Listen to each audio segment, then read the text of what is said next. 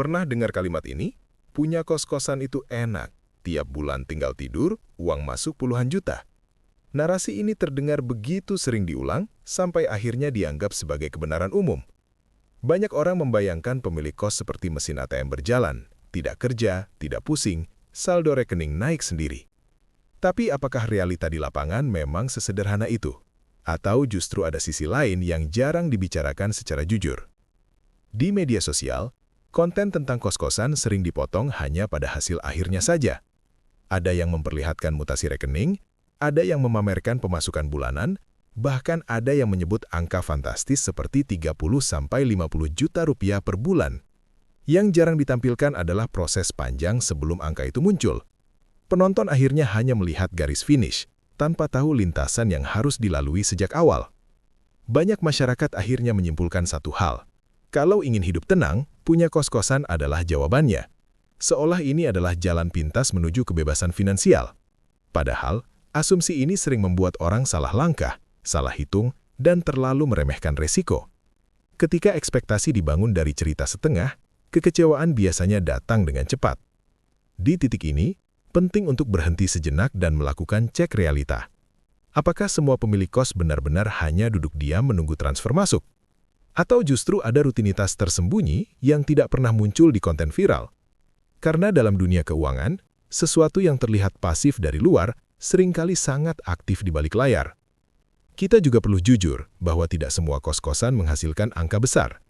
Ada kos yang selalu penuh, ada yang setengah kosong, bahkan ada yang sepi bertahun-tahun. Lokasi, manajemen, dan timing sangat menentukan. Namun, cerita tentang kos sepi hampir tidak pernah viral, karena tidak cukup menarik untuk dijadikan konten pamer hasil. Masalahnya, ketika cerita yang beredar hanya yang manis-manis saja, banyak orang masuk ke dunia properti dengan bekal mimpi, bukan perhitungan. Mereka tergiur judul, bukan data. Padahal, kesalahan di awal seperti salah lokasi atau salah hitung biaya bisa berujung pada cicilan panjang yang justru menggerus penghasilan utama. Di video ini, kita tidak akan menjual mimpi kosong. Kita akan membongkar realita pemilik kos-kosan, dari cara berpikirnya, cara kerjanya, sampai alasan mengapa ada yang bisa tidur dapat 50 juta, sementara yang lain justru tidak bisa tidur karena cicilan.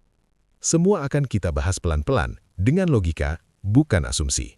Kesalahpahaman pertama yang paling sering muncul adalah anggapan bahwa kos-kosan itu sepenuhnya penghasilan pasif. Kata pasif sering disalahartikan sebagai tidak perlu campur tangan sama sekali. Padahal dalam praktiknya, kos-kosan lebih tepat disebut semi-aktif.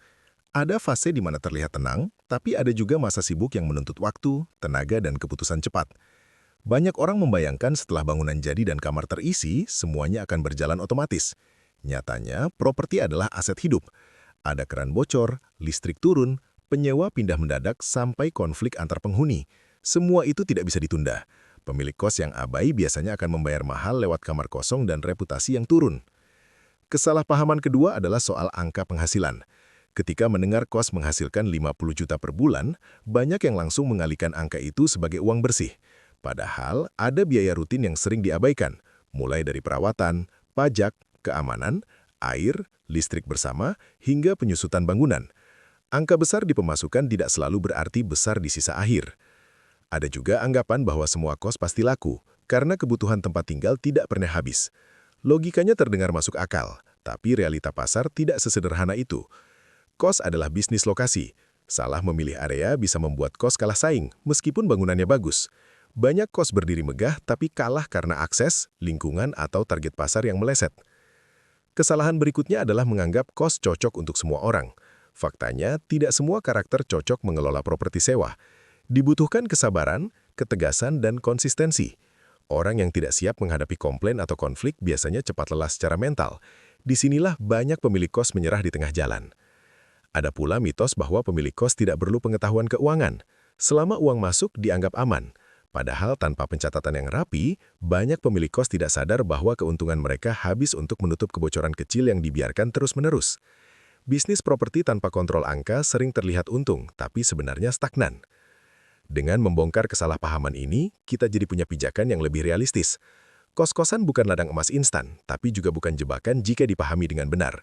Setelah mitosnya kita luruskan, barulah masuk akal untuk membahas bagaimana cara kerja sebenarnya supaya keputusan yang diambil bukan berdasarkan harapan, tapi perhitungan.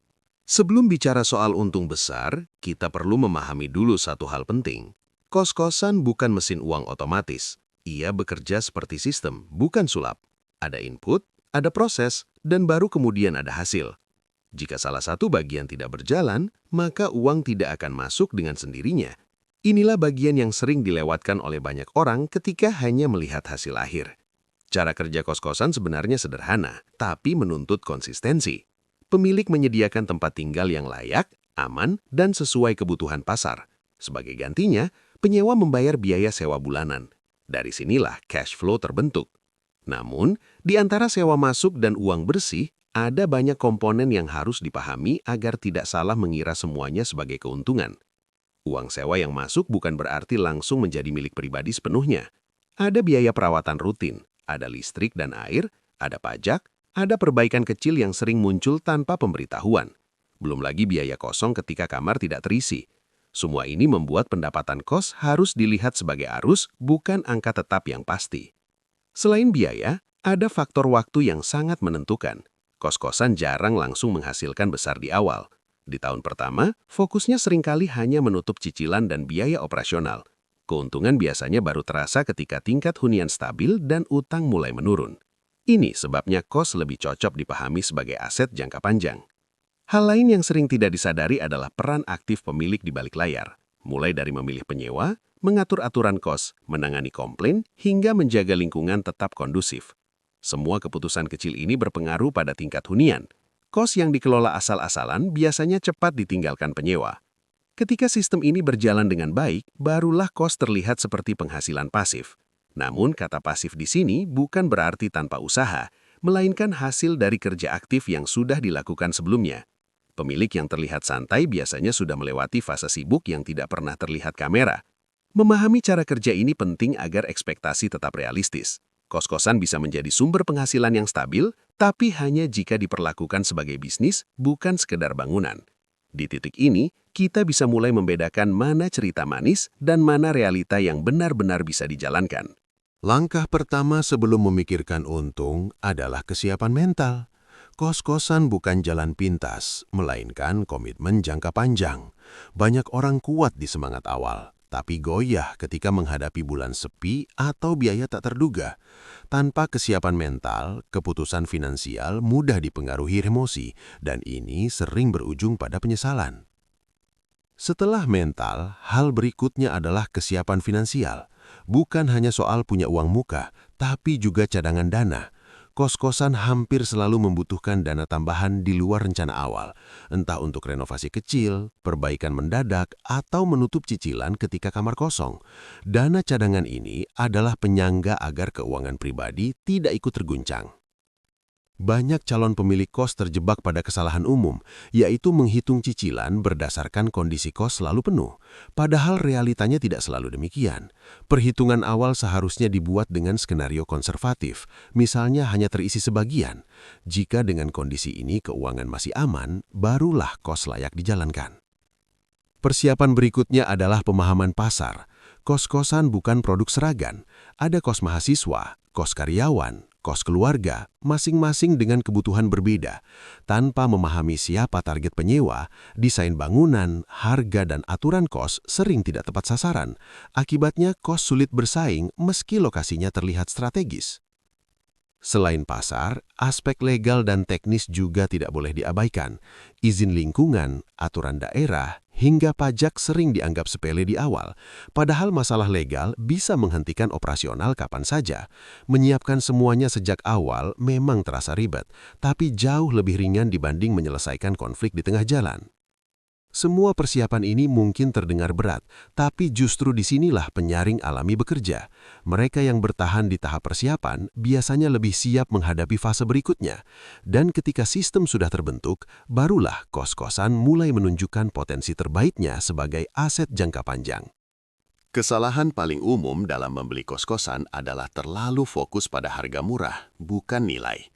Banyak orang tergoda bangunan yang terlihat besar dan murah, tapi lupa menilai apakah lokasi dan pasarnya benar-benar mendukung.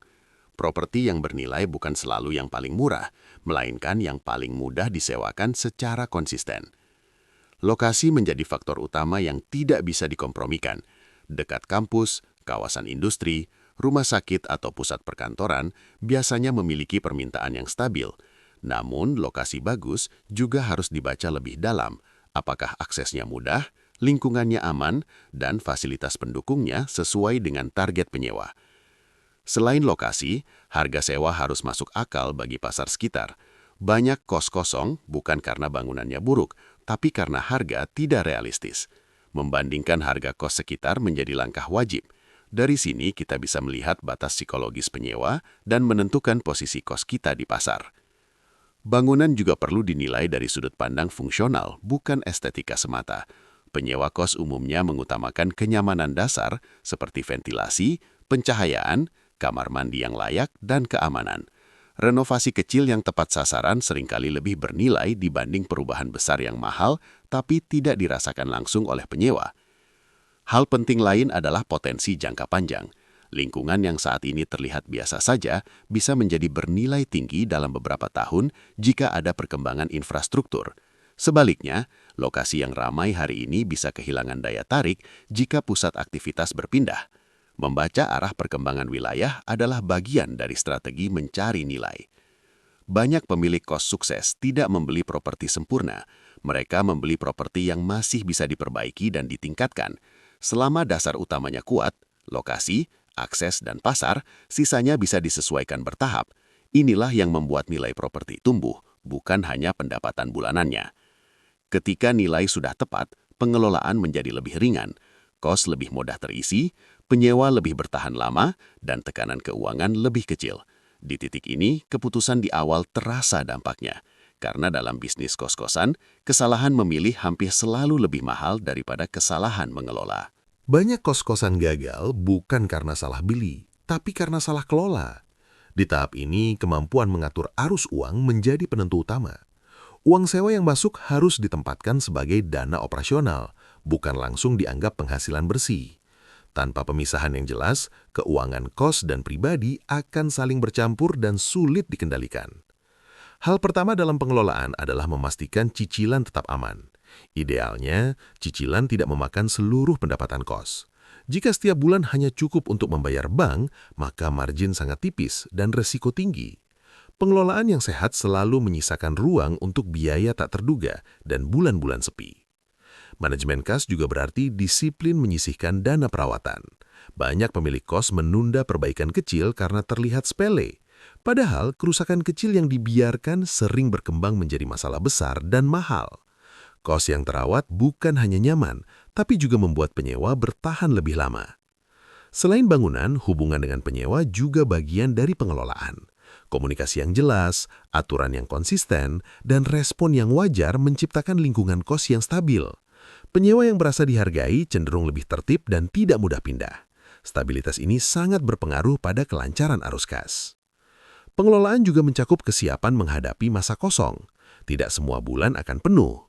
Pemilik yang siap biasanya sudah memiliki dana penyangga dan strategi promosi sederhana.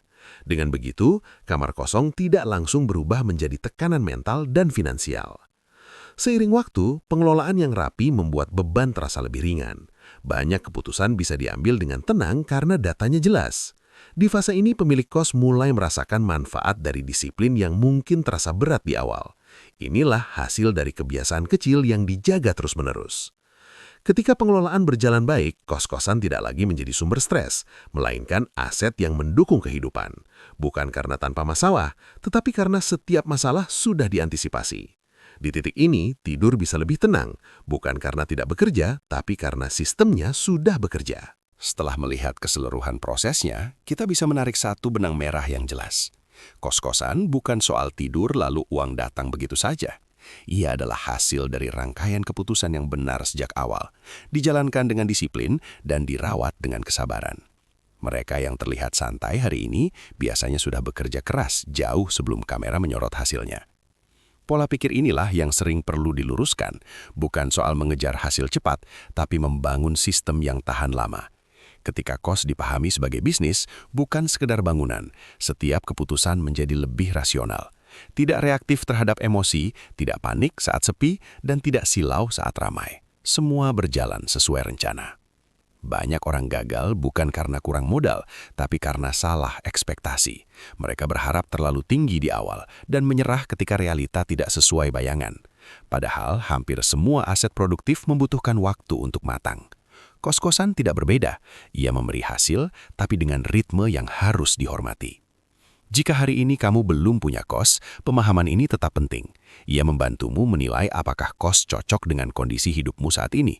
Tidak semua orang harus punya kos, dan itu bukan kegagalan. Justru dengan sadar memilih, kamu bisa fokus membangun aset lain yang lebih sesuai dengan kemampuan dan waktu yang tersedia. Bagi yang sudah punya kos, refleksi ini bisa menjadi bahan evaluasi. Apakah kos sudah dikelola sebagai sistem atau masih bergantung pada improvisasi? Perbaikan kecil yang konsisten sering membawa dampak besar dalam jangka panjang. Dan semua itu dimulai dari cara pandang yang lebih tenang dan realistis. Pada akhirnya, tujuan memiliki kos bukan sekedar angka di rekening, tapi rasa aman, stabilitas, dan kontrol terhadap masa depan finansial. Tidur bisa lebih nyenyak bukan karena tidak bekerja, melainkan karena tahu bahwa aset yang dimiliki berjalan sesuai rencana dan tidak membebani hidup. Jika ada satu hal yang perlu diingat dari pembahasan ini, maka itu adalah kesadaran. Kesadaran bahwa hasil besar datang dari proses yang benar, bukan dari mitos, bukan dari janji manis, tapi dari keputusan sadar yang diulang setiap hari. Disitulah kekayaan bertumbuh, pelan tapi pasti.